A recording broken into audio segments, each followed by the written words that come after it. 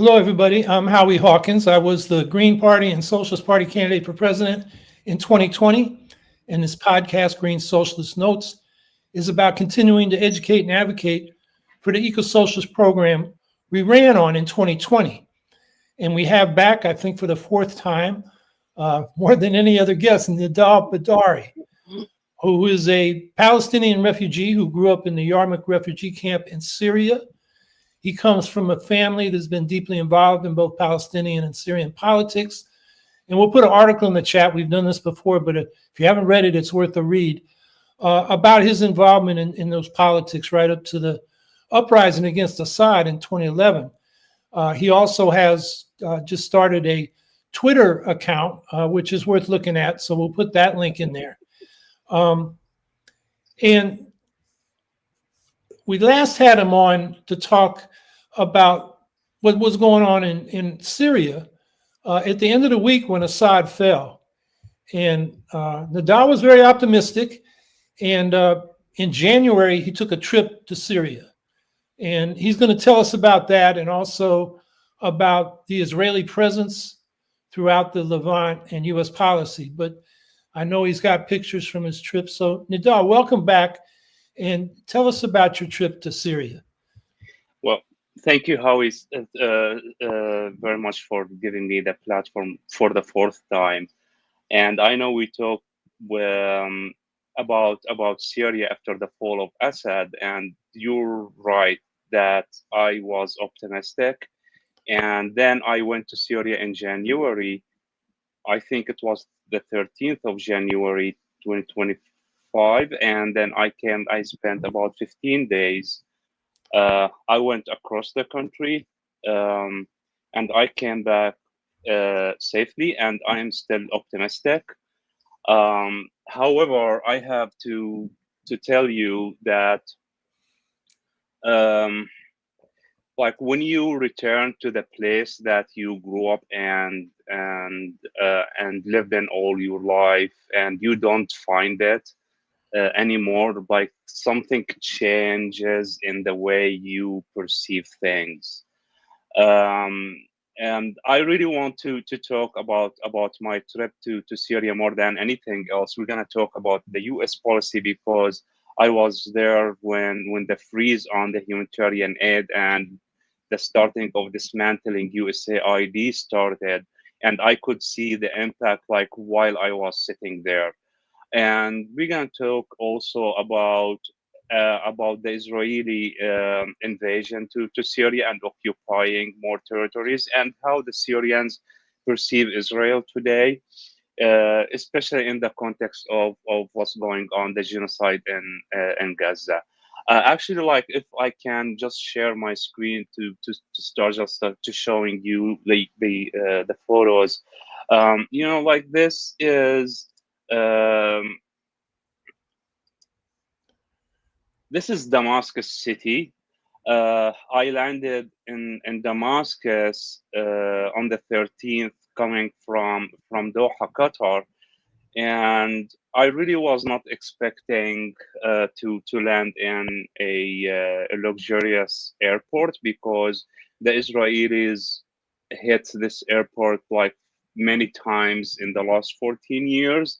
So I landed in Damascus, and the airport was like very simple and humble. And honestly, once you go to the booth to the customs, you feel that Al Assad is gone, because these people like who perceive you or receive you in the airport, they were basically security people, and they were always scary. Like these are the face of the country. Whenever they see some Syrian coming back or whoever coming into the country, they don't show welcoming face. They usually use to show like a furious face and to make you like to scare you. Like it was like some psychological game.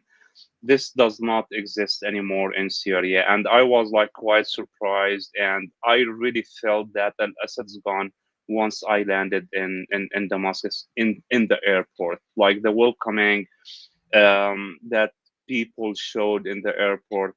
Um, I did not tell any of my friends and family members who left in Syria that I am coming. I wanted to surprise them. So once I went out uh, to the arrivals area, and you see all these people waiting for their beloved ones, I did not know anyone, but everyone looked familiar to me, and just I screamed, "Hello, people!" like loudly, and everyone was saying welcome back and hello.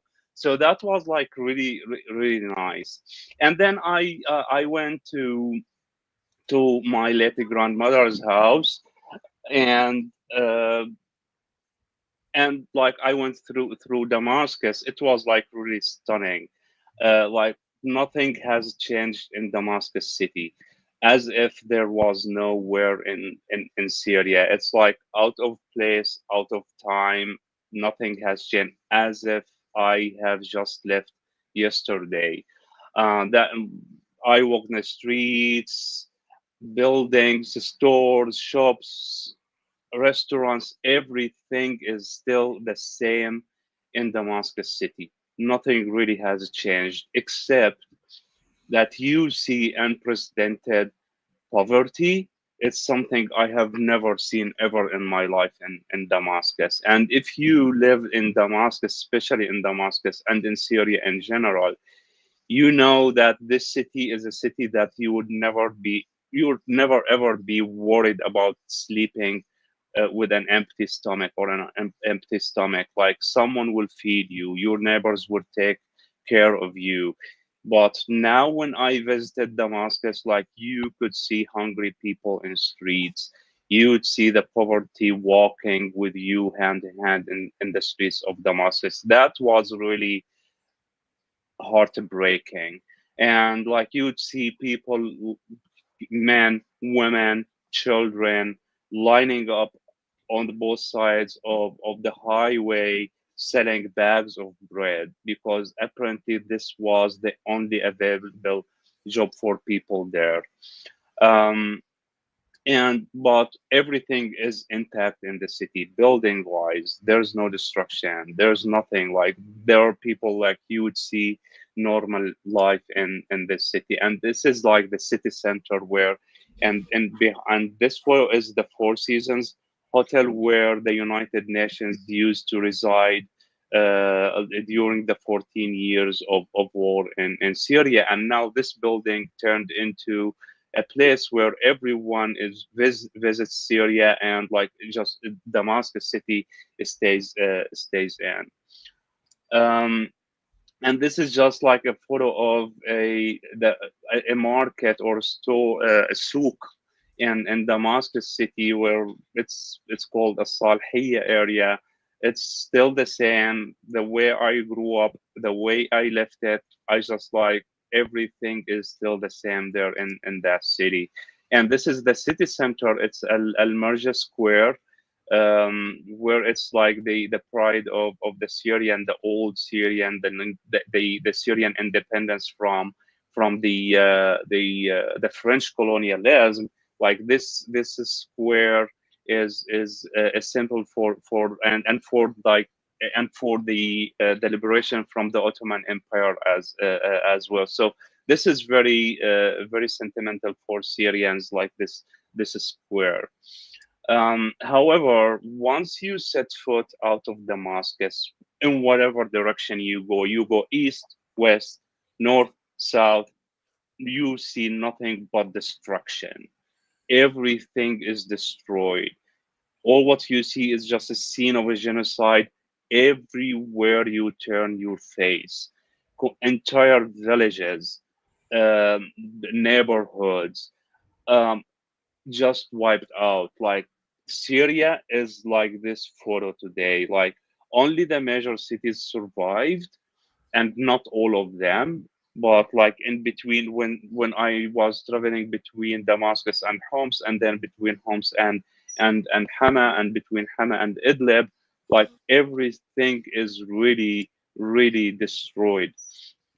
And like I would say, Howie, that all the photos, all the articles that we have read about Syria during the last 14 years, all the heartbreaking images that we saw on media and social media, like really could not convey the actual disaster and genocide that al-Assad committed against the Syrian people in Syria. It's like you really cannot express it in photos and words. You have to be there on the ground to see it, because as someone was saying the other day about Gaza, when you see it through the camera is shoots straight, but we what you really have to see is 360 degrees around you.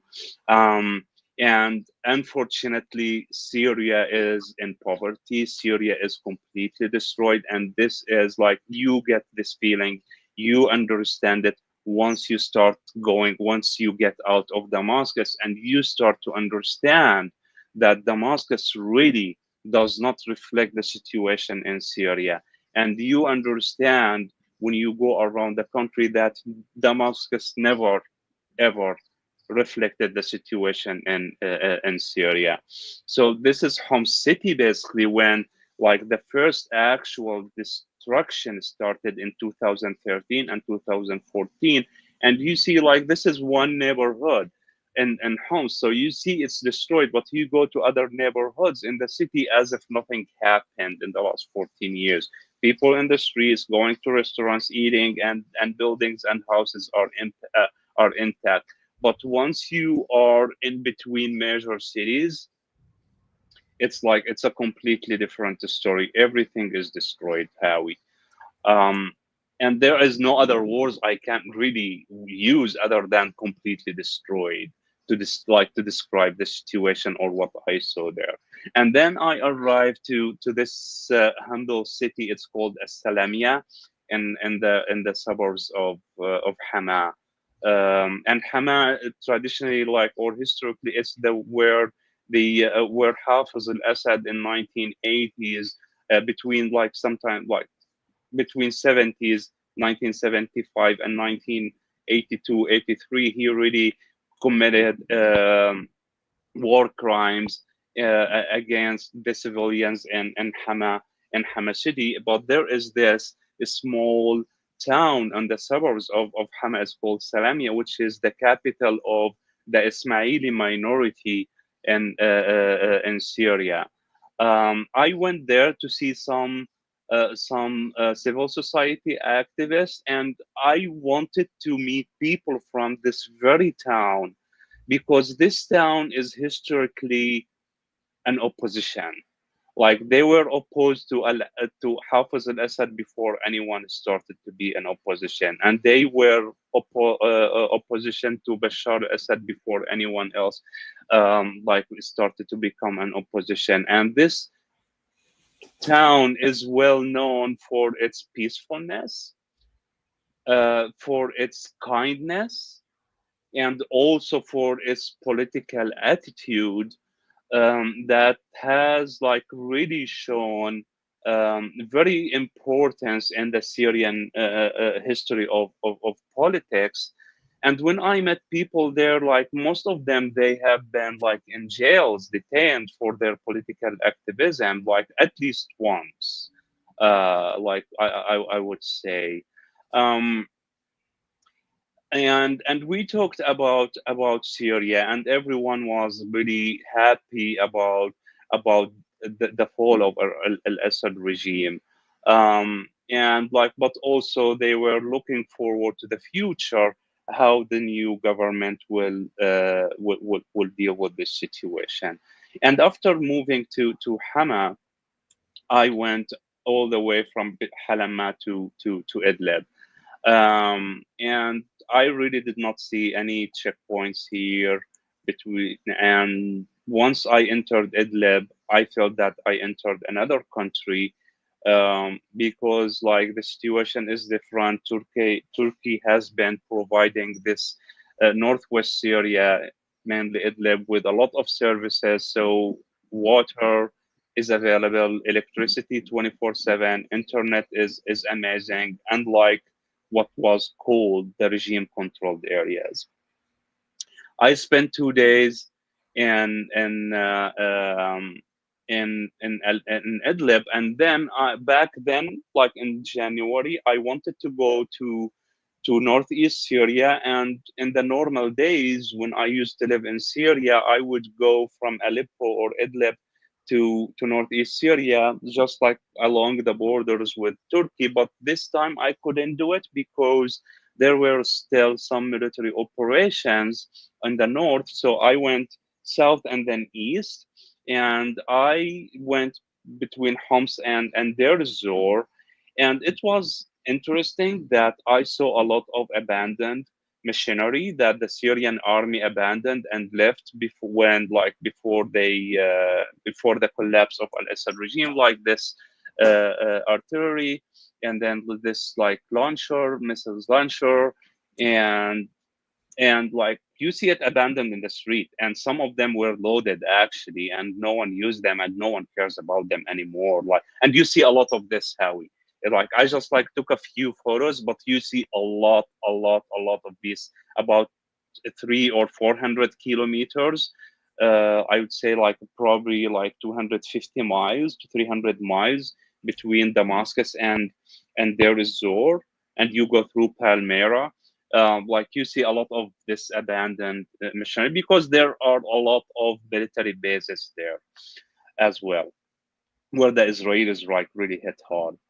And one thing I was very happy to see is that shepherds are back and they are like moving around, and they are back to their normal lives. Like, they have sheep, they have camels, they are like just going back to live their normal life in the desert, because this phenomena disappeared from Syria during ISIS and during the Iranian militias, because they threatened these Bedouins who lived in the desert in Syria. So these people just disappeared and they did not live anymore in the desert. Now they are back, and I saw a lot of them. Unfortunately, there are a lot of mines, and there are a lot of there should be a lot of demining in Syria, because many incidents happen that the shippers like would just step on a mine and it explodes. I was so happy to see Palmyra still intact. This is the castle of Udaina. And I'm like, it was very, very good to see like the ruins of Palmyra still there, that ISIS did not really completely dismantle that area. And then I arrived to the resort air city, where like ISIS had like a strong foothold there. And it used to be called Al Khair city for ISIS. This is what they called it. And I have to say, how we, like, in my visit and my travels in Syria, from and like around most of the major cities, Deir ez-Zor city is the most destroyed city. I think there is only one street um, that is functioning, or one neighborhood that is functioning in that city, and it's a very small neighborhood. It's basically probably the size of like the Pennsylvania Avenue in front of the White House. So it's very, very, very small neighborhood, and that is the only functioning neighborhood. And I could take this panorama for Deir ez-Zor city. This is like wiped out area, and this is the destruction behind it. This is mostly like how it looks like.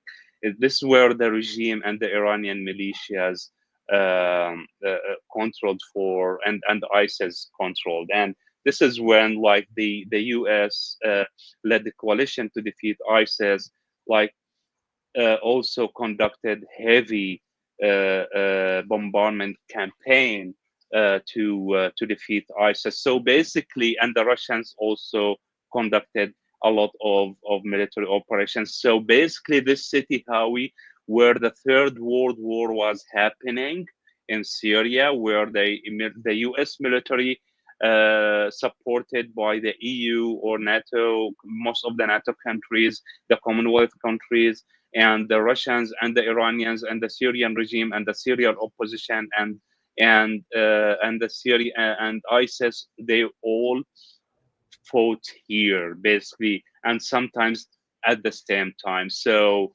this city, it is like it breaks my heart because I love this city, Howie. Um, I when I used to work for the Syrian Arab Red Crescent, I used to go there probably at least once a month, and it is one of the most humble people that you could ever see in your life.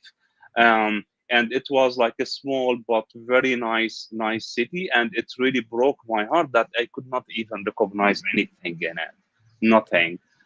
Even like some symbolic uh, um, old and historic locations, I could not find them. It's gone. There should be a memorial for the city of Deir ez-Zor, because this city during the civil war uh, like really witnessed a lot.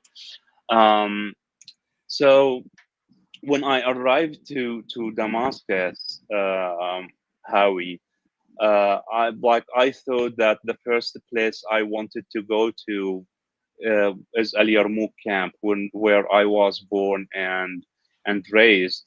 But my brother went ahead of me to Syria, and he told me, Nidal, don't go there, because if you go there, you're gonna be depressed, and it's gonna be like really stressful. So I did not go once I arrived, but I went when I finished my tour around Syria. And I went to where I this is the where I was born. This is the street where I was born, and I was very happy to see like that some of the buildings are still there. But man, like this area, this open area, it used to be an UNRWA school, the United Nations Work and Relief Agency for Palestinians, and it's gone. Like this was my middle school area and like or building, and it does not exist anymore. And most of 50 to 60% of Al Yarmouk camp is like this, most of it.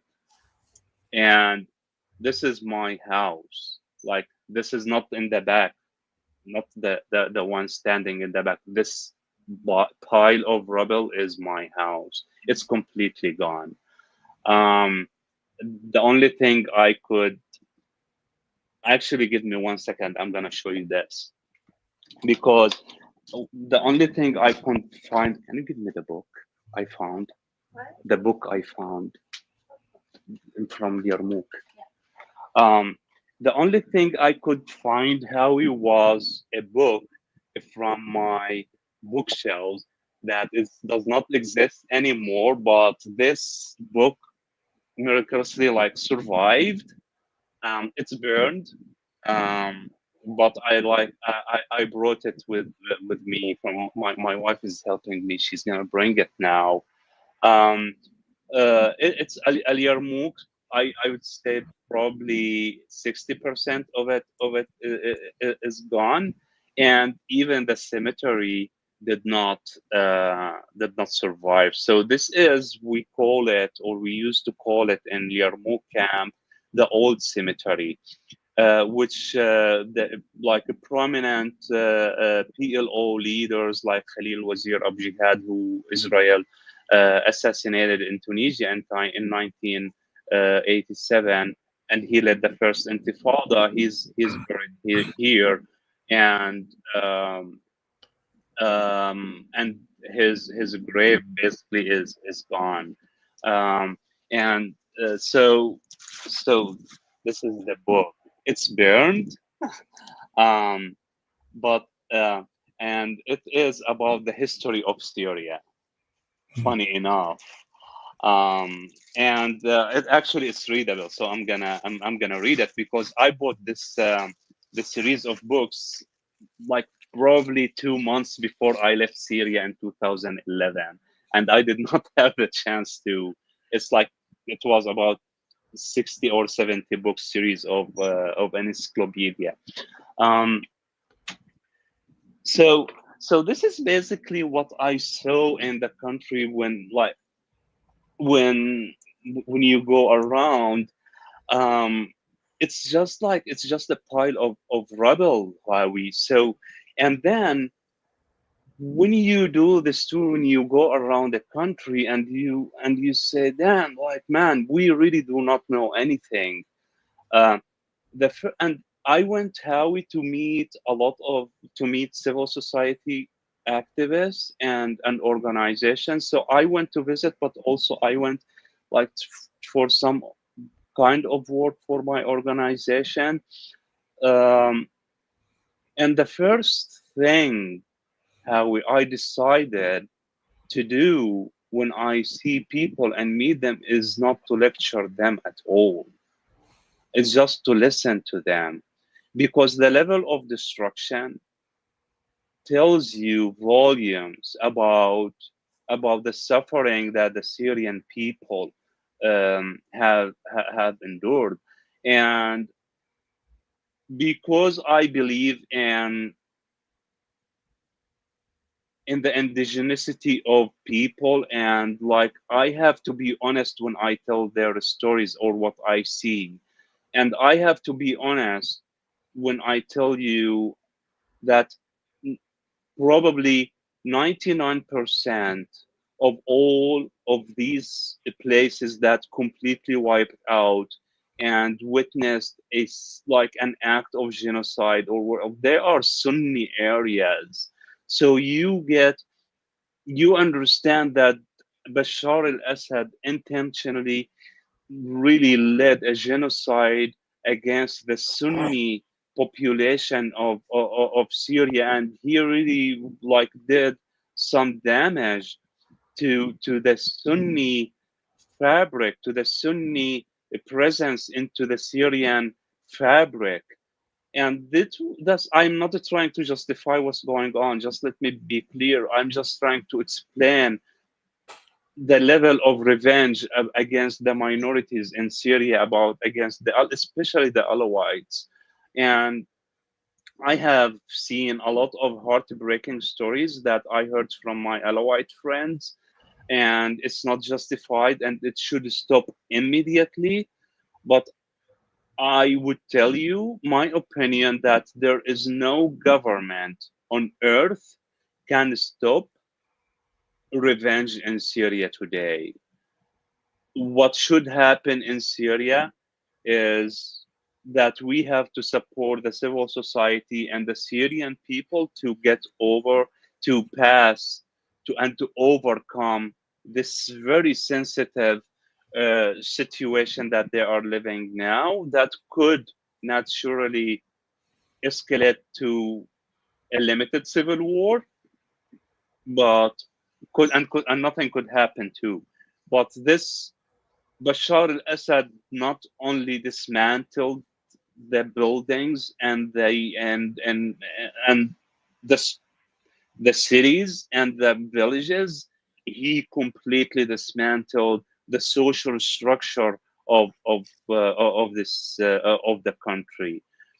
And when I was moving also, how between the what used to be called the regime controlled areas, and then I went to what used to be called the northwest area, where Jabhat al-Nusra and then Hayat Tahrir al-Sham ruled for more than 8 years, and they are the rulers of Damascus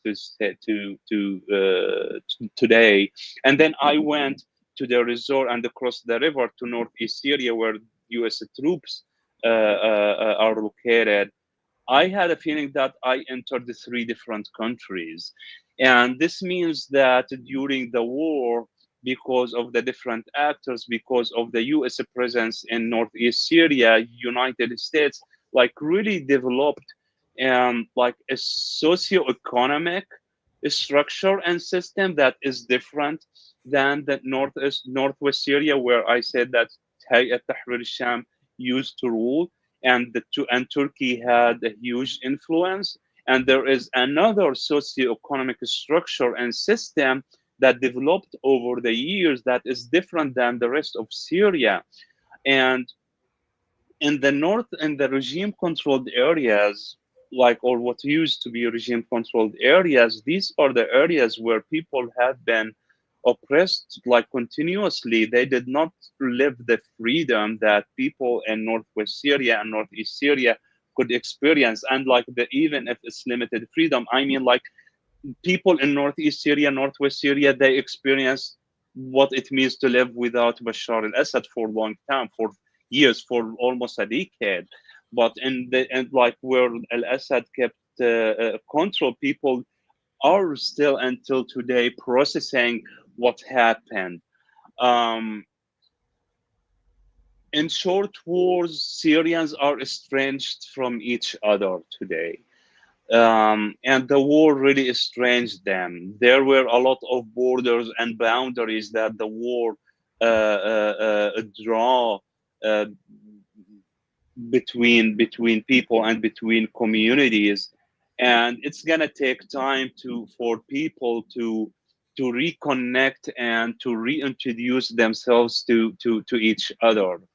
um, and this is where the US policy should be focused now. I listened to most of the hearing that took place in Congress yesterday or 2 days ago, and I think it was like a very careful and very calculated hearing about the future of relationships between the U.S. Um, and Syria. And here I really want to say a few words. The United States was not like someone who like did marginal role in Syria in the last 14 years during Obama, during Trump, during Biden, and now during President Trump again. So four different administrations, even if like the Trump is again in power, but it's different administration and different approach, and I can see that very clearly. But all until today, the United States policy in Syria, it's not only about the interests of the United States. It's not about building relationships between the United States people and the Syrian people, all the people in the region. It's until today is security interest, is security calculated. And when we talk about security, we go back to talk about the mentality of 9/11 or after 9/11. And the mentality of the bottom line of the US policy in Syria is, or anywhere in Levant, is the security of Israel, which is a disaster these days because Israel is proving every day and day after day that this government is a right wing government and that this government is not interested in peace anywhere in the region, in the Middle East, not with the Syrians, not with the Palestinians. And I'm saying that how, because after 14 years of leaving Syria, I go back there and I see people, they are still in the same mentality when they think about Palestine. It's not because the Bashar al-Assad and his father used it for their like to rule Syria domestically and to reposition and position themselves internationally, because it is in the political culture of the Syrian people. It's in their awareness. Like it's one like people in different countries with different borders and boundaries, but like Syrians in Levant, especially between Syria, Palestine, Jordan, and Lebanon, like it's like you really cannot differentiate when you talk about their traditions. So people in Syria, they are very angry about what is happening in Gaza, and when like even everyone is really pushing for peace, and like they really want peace and they want to normalize not only with Israel, with the entire world. They want just really want to live in peace because they know the meaning of a war. Actually they know the meaning of the war, not on words, not on papers, not in readings. They lived it and they know what it means. So they really want to live in peace, but they really want this peace to come with dignity. And and this is where I think I think the United States policy should really be changing and should be really adjusting and modified based on the new understanding or the understanding of the new situations on the ground. We cannot in the United States keep pushing the same policy over and over again and destroying the relationships with people over and over again for the sake of a country, which I mean Israel here, that does not really care about peace, does not care about the security of the United States, does not care about anything other than just being in power and committing genocide in Gaza and ready to commit another genocide and to invade, and they invaded Syria anyway, and they don't care at all. And this government in Israel does not care about anything other than keeping Benjamin Netanyahu out of prison. And so it is like it's surreal to an extent just for me to talk about it. But when you go to the region and you sit with people and you see this attitude in their culture and in their the thing in their system, thinking the way that people think, it makes you reconsider your impressions. That, like, for me, honestly, when I went to Syria, all my impressions were wrong, and I was born and raised there, and I have been continuously working on Syria. I didn't stop working in Syria ever since I arrived to the United States and became a citizen. And like, but all my impressions were wrong. And it's not because I am not a good analyst or I don't understand the situation. It's just because the situation in Syria during the war is beyond imagination, beyond the human capability and capacity to imagine what happened there. And in these terms, we should think about what's going on today in Gaza and put like what happened in Syria and what's happening today in Gaza, what happened in the past of Syria and what's happening today in Gaza, and stop thinking about the past and the present, start thinking about the future, how people can really live in peace and dignity without like a country like Israel had in threatening them every day. People in Syria, Howie, like I met more than 150 to 100 to 200 people, and my trip there took more than I wanted to, or my what I planned, because like there is today in Syria with the situation, there is no plan could you could like really as accurate as it could be. It will not work. It keeps changing because like you keep seeing things, you keep hearing things, and you want to hear more, and you want to investigate more, and you want to sit with people, like people who really who survived. I was talking to survivors, Howie. That this is how it felt to me.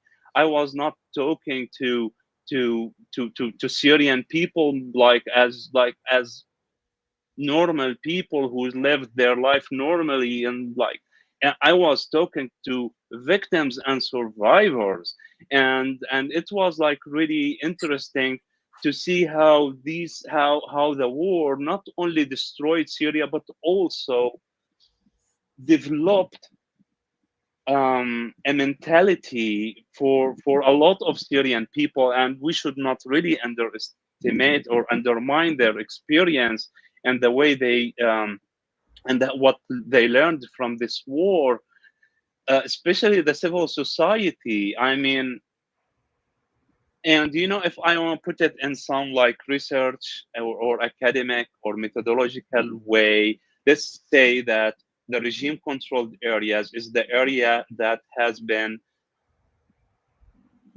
out of any influence from the international community, and northwest and northeast Syria, where the international community, the United States and the EU, basically poured a lot of money to the civil society, or like to build the capacity of the civil society in those areas. I would tell you that people in northwest and northeast Syria are completely capable, and they have the skills and the capacity to rebuild their country, and because like and the work and the support of the international community, specifically And especially when it comes to governance and civil society, it's obvious. You could see it, you could hear it with the terminology and the words and the statements that people are making there.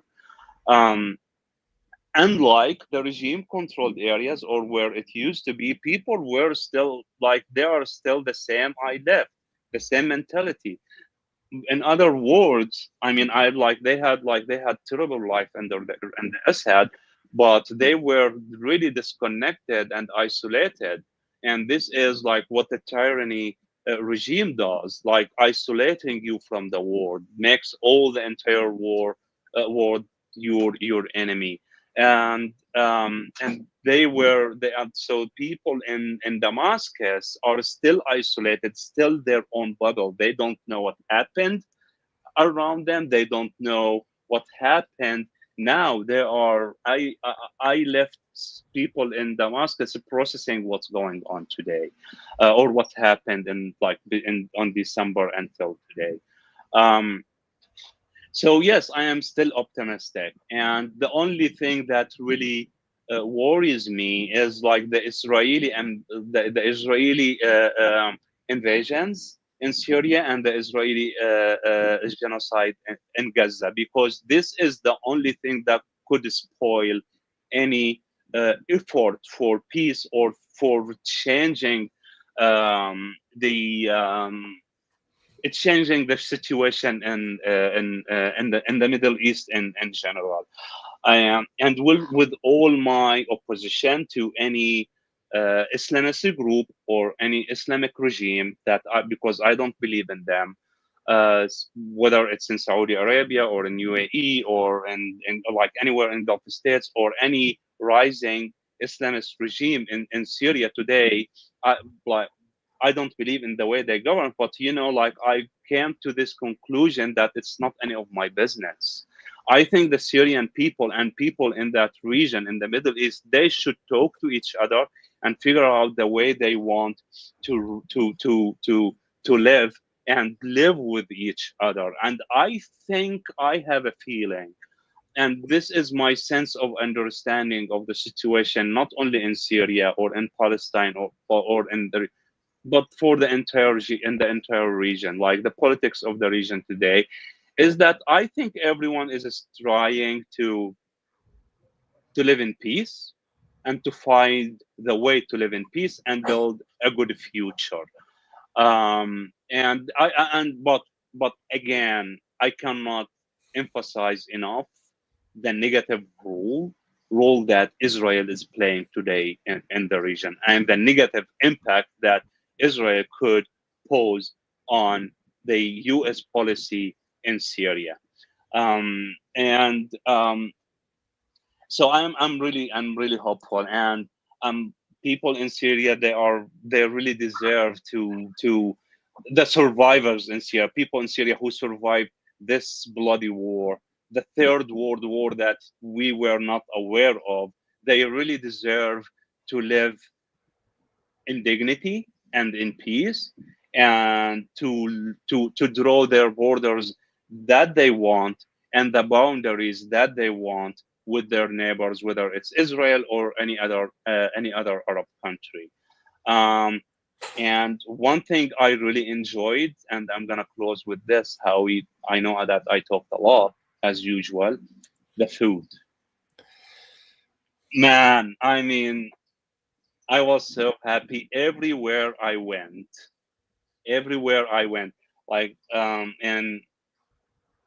in Syria, I just like people still generous, and people still they make their own homemade alcohol, the traditional Syrian Arak, which I had in a Salamia city, and like I spent one of the most beautiful days, like I would say, really in my life, going back to Syria with all the pain I have in my heart because of the destruction. But I am really hopeful that this country can rise again, and their food, and because they could maintain the quality of their food, it's so delicious.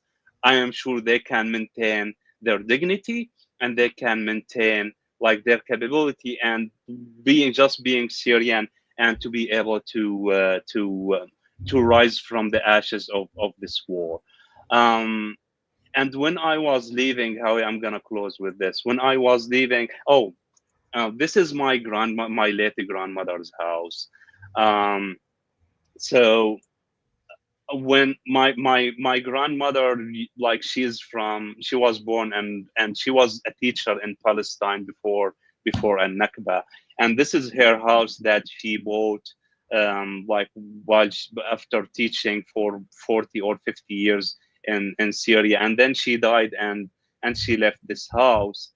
And I used to live with her before I left Syria, because she felt and she needed someone to take care of her, and she died while I was here in the United States. And when I used to live with her, I used to cook sometimes and help her cooking. And I went back to the house after 14 years, and I found everything is still the same. The place of the spices, it's the same, that's still the same, where she used to put the oil and the pots and the spoons, and like everything is still the same. So I cooked my heart out in this kitchen in the last day before I left. I headed to the airport. In the airport, when I was leaving, Howie, the customs, when he scanned my passport, he said, "Man, what have you been doing to the Assad regime when you were in the United States? Because you are wanted to almost every single security branch in Syria." So I was wanted to many security branches that I didn't know about. And this is the moment how when I felt so grateful for every single one who died and sacrificed in Syria, because because because of their sacrifices, I was able to make this trip again to Syria. And I just like really wish luck to all the Syrian people, like reliving or living again and rebuilding their country the way they want. The way I just like hope that the new administration in Syria understands that they are not the only people who sacrificed. If they sacrificed enough, many Syrians sacrificed, and they deserve to live in freedom and in respect and in dignity. And I hope that they remember this all the time. And the Syrian people who toppled Bashar al-Assad, they are able to topple any other regime could come and ignore their dignity and their um, desire to live in freedom. Well, thank you, Nidal. uh, as we talked about before, not many people have gone across Syria and taken pictures and talked with people all across Syria. For those of you who are listening to this on the podcast platforms, audio, it's worth going to YouTube where Green Socialist Notes is. You can find it on your browser and looking at the pictures that Nidal put. You know, most of them were shown maybe in the first 20, 25 minutes, but at about 45 minutes, he gets to the food, which is making me hungry. You look like a good cook there with your grandmother's frying pan there, but that will just fill in what you've heard. So we have a little time left for people's questions and comments. So why don't we go to those and have Nidal respond? Reason Riffs. Is there no concern that Syria could go the way of Iran following the Iranian Revolution? Which factions have the most power? Are there discussions of elections? No, there is. I mean, Syria is still open to all possibilities. I mean, like if the U.S. Policy, and it all depends on the U.S. policy. To be honest with you, it does not depend on anything other factor, because the United States is the most impactful factor in the future in Syria of Syria today. So if the United States, I understand that the government, like the culture of the government, the traditional culture of the U.S. government, whether like it's a Republican or Democrat administration, and I don't believe in any of them. Like it has like kind of traditional checks and boxes and balances uh, uh, policy towards Syria, I think it should be changed, and the focus should be on how to help the Syrians to rebuild their countries, and to get and because the only way for the United States to counter terrorism is to make sure that the Syrian people can live in dignity. Um, and we have been in the United States like an actual factor in destroying and rebuilding part of Syria. So we have to continue working on rebuilding Syria with the Syrian people. And the Iranians, they still have remnants there, and the the remnants of the Syrian government, they are still there. But I don't my sense, or what what I had, what I felt when I was in Syria is the country. It is possible that it could transform into another civil war. It is possible, but it's very hard because there's nothing for people to fight for. It's completely destroyed, and people are tired of fighting too. Everyone is thinking of the mentality of living, not dying, and being peace, and not fighting another war. Like, this is the mentality there. But I understand this question.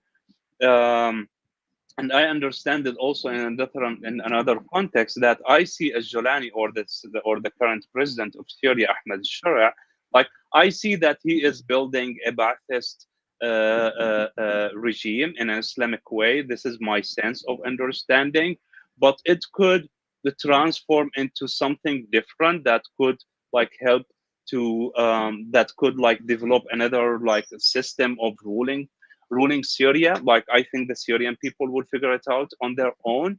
And my only concern is Israel again. Israel is the factor that could take Syria towards Iran, or the Iranian model, or takes it towards the West and the Western model. Or it could really rebuild, or invent a system that could be like a new system of ruling in the world. And I think this is what's happening in the Middle East today. Because, let's be honest, what's going on here in the United States does not stay in the United States. Like, the threat of democracy, and that we're living here in America, like, people hear it there.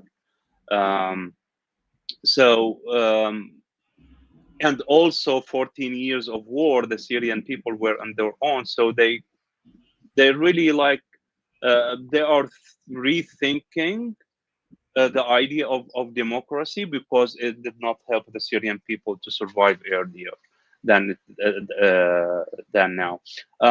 So everything is possible there, and what we have to do is just to push the United States government to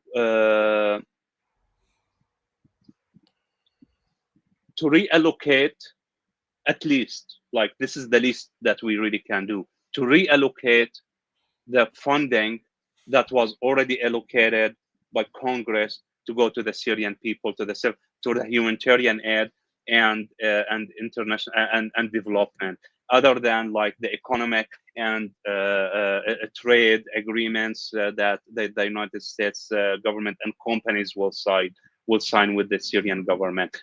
But there is this part of civil society is very integral in rebuilding Syria, and it should be very integral in the United States policy towards Syria as well.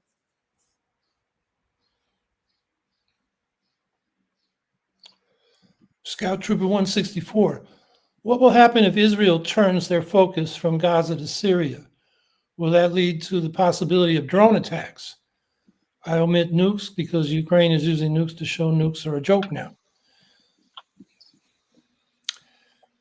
It's gonna escalate into another war in the region. The Syrians will not, they are silent now because the United States government supported Israel's decision to dismantle the Syrian military capabilities. 450 air raids that destroyed Syrian army completely, machinery and bases. But like if Israel, even if like Israel does not need to turn its focus from Gaza to Syria. If Israel continues doing this in Gaza, there Israel will not be able to build peace with Syria. They might be able to build peace with the Syrian government, but they will not be able to build peace with the Syrian people, which is the important part. Because like security agreements, as long as there's an aggression, I think like this is a theory, this is something we have to admit after like living all these wars. As long as there's an aggression, there's an occupation, there will be resistance no matter what, whether you call it terrorism, whether you call it resist, whether you call it defending yourself, whether you call it fidaiyin, whatever you want to call it. As long as there is an occupation, as long as there is an aggression, there will be like a reaction. Let's like put it like this. Um, and I don't know what kind of weapons they will use, like drones or I don't know, but it doesn't matter, does it?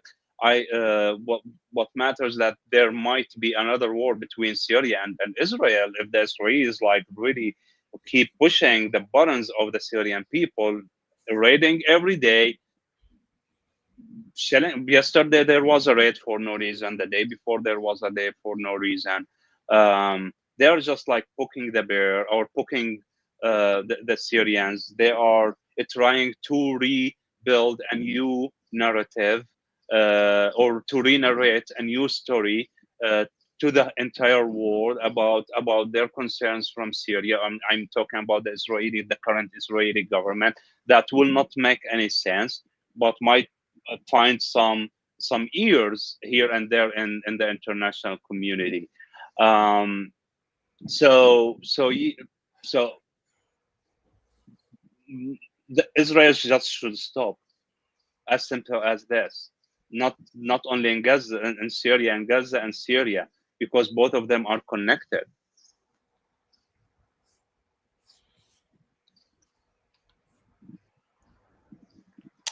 Via email, comments on the Gaza flotilla, the ship carrying Greta Thunberg and others will reach the area as soon as this weekend.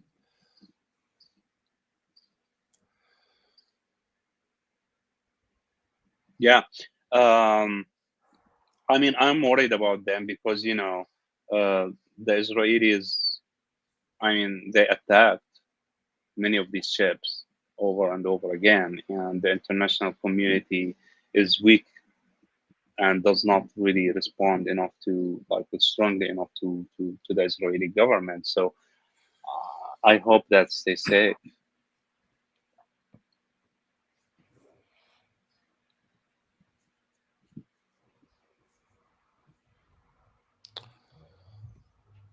Well, Nidal, it's been an hour, and we usually stop after an hour. There's a lot more to talk about, but you gave us plenty to think about. I think, letting the Syrians sort this out instead of somebody from outside trying to impose their will is, I think you're right, given the popular classes.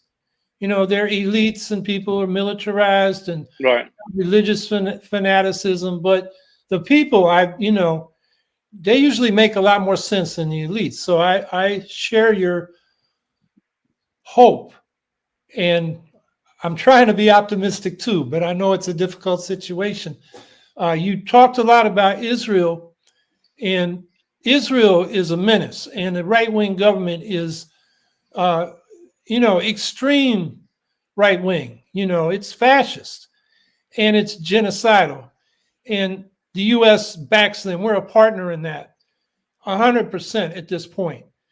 And Trump isn't going to change anything. But this week, a bill that was introduced on May 21st, but they did a news conference to promote it. It's called the Block the Bombs Act. And it would block offensive weapons sales and deliveries to Israel as long as it continues violating the human rights of Palestinians. And it's sponsored by a number of Democrats. There are 21 now. A broad coalition of peace and human rights organizations are behind it, like the AFSC, Amnesty International, Council on American Islamic Relations, Human Rights Watch, If Not Now, Indivisible, Jewish Voice for Peace Action, their action arm, Justice Democrats, Peace Action, Progressive Democrats of America, Sunrise Movement, Working Families Party, a lot of groups. And they've set up a web page where it makes it easy to write a letter to your member of the House. And we got to hound these House members. Remember when Bernie Sanders got votes on resolutions similar to this in the Senate in November and again in March, he only got between 15 and 17 senators to cut off offensive weapons to Israel as it commits this genocide. So that just shows you how far we got to go. But if we can push our members, and I hope everyone will go to the website, we just put it in the chat, www.blockthebombs.org. Makes it very easy to write a letter. They got a draft. You can edit it, send it to your representative, and then hound them. We got to make this an issue in the midterms. Yes, I agree with you, Howie, 100%. Right. This should be a big issue. I don't want to interrupt you, but I want to say something about that. I think the Democrats, I think, like, my personal opinion, that I think we need a third party in the United States, definitely. Because these two parties are not, like, really, they don't read the room. Like, the legacy of Trump is going to be corruption, and the legacy of Democrats during Trump is going to be like being silent, which is like really complicit with what he's doing, and what he's doing specifically with supporting Israelis in the IDF actions in Gaza. I think we need to understand that the political culture of the American people inside the United States is changing towards what's going on in toward the Israeli-Palestinian struggle, and entirely. And it's gonna be smart for the Democrats if they understand that, and they read the room very well, and they understand, they communicate with people, because they have not been communicating recently. They are busy fighting each other, especially like going after Hogg. It will be very important for Democrats to focus on the American people, and to listen to them, and listen carefully about how they think today about what's going on in Gaza, because this is unprecedented in the American history, about how this perception about thinking about Palestinians and Israelis is changing, because it is the truth. And what's going on in Gaza is just simply a genocide, and they have to act and react accordingly. And it's changing across the world, Howie, not only in the United States. Yeah, and the polls have shown, since even a few weeks after the October 7th and the war started, majority of American people, then it was I think a 52% majority. And by April and June, it got up to 61 and then 62%. This is 2024. The question hasn't been polled since, but those are the people that wanted the U.S. to cut off arms to Israel. So the Democrats are ignoring the masses. They are, Genocide Joe was he was a Zionist to his core, and the reality on the ground didn't touch him. And Trump is even worse. He has no feelings for people. I think Congress is where people are vulnerable, because they want to get reelected. So I know all of us are going out to these demonstrations. That's good, but they need to hear from us directly. Right. Constantly. They need to be hounded on this, so that we force a vote, so they're on the record. So in 2026, at the latest, this becomes a central issue. Nidal and I were talking about this beforehand, and he was saying things can change. The American people may just finally get outraged, but our role is to make that happen, and to make sure our members of Congress hear that, whether they're Democratic or Republican. I see people in the chat saying, well, the Democrats aren't going to do it. Yeah, but there are people that want to get reelected. We do have some leverage. And we have to keep pushing. We want a real progressive party for peace. So, but in the meantime, this is the leverage we have. So I urge everybody to look up that website, write your letter, and then just don't take no for an answer. Stay on top of these people. And then when the election comes around, if you're not running a Green or somebody against them, I see people, I mentioned Shama Sawant, she's running against Adam Smith. Even if you don't have a candidate, you can make it an issue in all the forums and get more and more people to put pressure on these candidates. So anyway, that link is there. There's also a link to the bill itself. And so we're going over time. So again, thank you, Nidal. Next week, I'm going to have Shimon Martis, who's a Polish leftist, and he's one of the coordinators for the European Network in Solidarity with Ukraine, who's going to talk about what the narrow election of a right-wing president in Poland means for Poland, European politics, Ukraine. And to follow up, we had Eva from Razum, the left-wing party, on. I will get her back at some point soon, but that's next week. And so that's next week, 3 o'clock Eastern time, if you want to see it live with the video, or it's on the podcast platforms on Monday. So I guess those are the things I need to say at the end here. Any last word, Nidal? Well, thank you for having me, Howie. And I just want say it again. The other day I was reading something for a very smart and interesting historian, legal historian, law historian in Stanford. I blacked out his name. I don't remember, but he was saying something very interesting, that in 1800s the United States democracy started because of petitioning the government. And now we don't do it again, anymore.